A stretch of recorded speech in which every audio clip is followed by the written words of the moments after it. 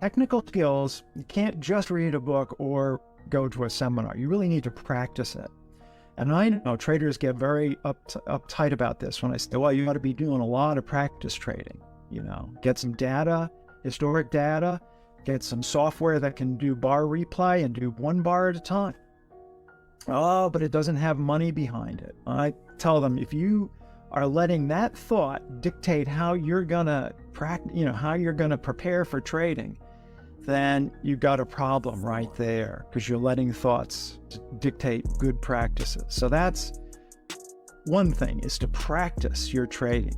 Every athlete I know, for example, professional level athlete, they're practicing all the time, day in and day out. They wouldn't think twice about setting foot on a playing court or a playing field without having a game plan and practicing. So that's really important. That's number one. But okay, setting that aside, there are two things that you can do to improve your mental game.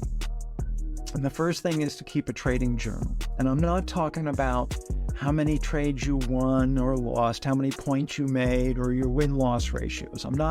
Those are important, but I'm not really interested in that when we're talking about psychology. What I'm interested in is your performance. And there's 3 simple questions that you need to ask yourself at the end of if you're a day trader, at the end of every trading day. What did I do well today or in this trade? Where did I fall short?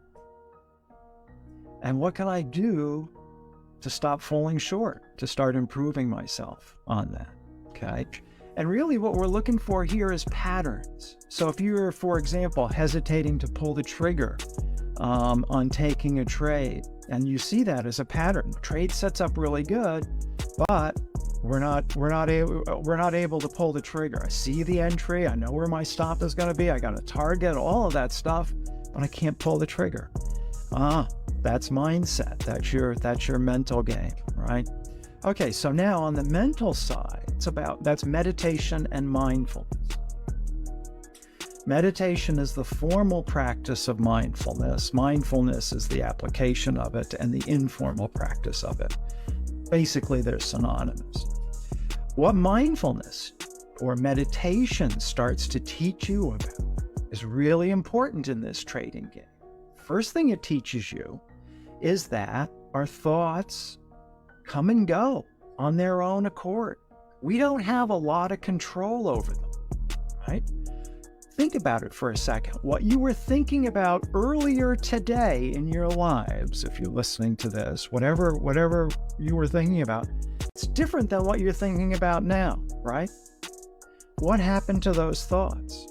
It's just natural that they come and go. They constantly do that. Second thing that mindfulness teaches us is that thoughts are impermanent.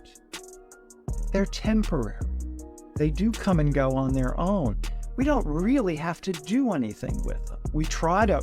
There's a lot of thoughts and feelings that are generated by thoughts that we don't like. Oh, I'm going to have a loss. It feels very uncomfortable. I feel the stress, muscle tension. You're caught up and you're about to get emotional, or you're in the throes of emotional hijacking. But you don't have to get to that point. You begin to recognize that thoughts they come and go on their own, and they're impermanent. We don't have to respond to them as if they were commands that we have to do.